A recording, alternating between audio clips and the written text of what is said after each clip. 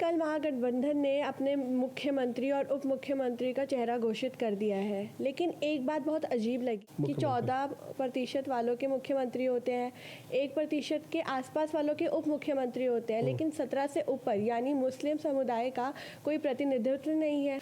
देखिए रिद्धि जी, ये प्रश्न तो मुसलमानों को खुद सोचना चाहिए और इस पर उनको विचार भी करना चाहिए।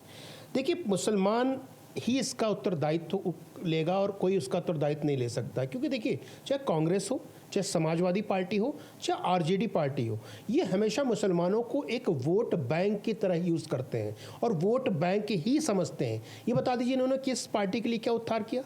आप आरजेडी की चर्चा कर रहे हैं, यहाँ पे मुख्यमंत्री का चेहरा तेजस्वी जी को बनाया गया है और उप मुख्यमंत्री का ऐसे व्यक्ति को बनाया गया है जिसकी वोट अगर परसेंटेज बिहार में देखें तो दशमलव में आता है, और 17.7% का जो मुस्लिम है, जिसके सारे हितैषी हैं, जितने बैठे हैं परिवारवादी, सब हितैषी हैं कि मुसलमानों के लिए ही मैं खड़ा हूँ।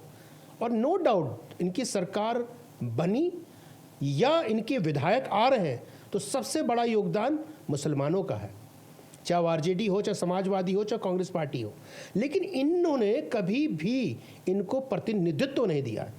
आरजेडी में गिन के बता दीजिए, गिन के, कि 17.7% मुसलमानों की आबादी है, क्या इन्होंने उस परसेंटेज में सीट का वितरण किया? नहीं किया। एक नेता बता दीजिए बिहार में आरजेडी के अंदर जो मुसलमान फेस हो, जिसको लोग देशव्यापी जानते हों या बिहार की जनता जानती हो, एक भी नेता मुझे नहीं दिखता है। और ये हाल समाजवादियों का भी है।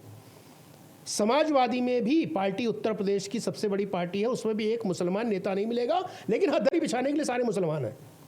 तो मुझे ये लगता है चाहे कांग्रेस हो, चाहे समाजवादी हो, चाहे आरजेडी हो, मैं इनको परिवारवादी पार्टी बोलता हूँ, क्योंकि अहम ब्रह्मास्मि वाला एटीट्यूड है इनका। मैं ही हूँ तो मेरे से चीज़ें चालू हैं और मेरे तक ही रहेगी।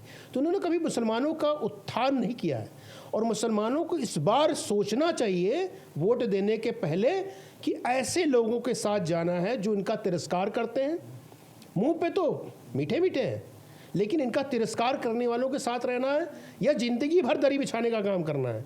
भाई, पार्टी है, नेतृत्व होना चाहिए, प्रतिनिधित्व होना चाहिए, आपको योगदान होना चाहिए, आपको एक तरह से सलाह लेनी चाहिए, लेकिन कुछ भी नहीं है। तो कहीं ना कहीं इसके जिम्मेवार मेरे नज़र में मुसलमान खुद है।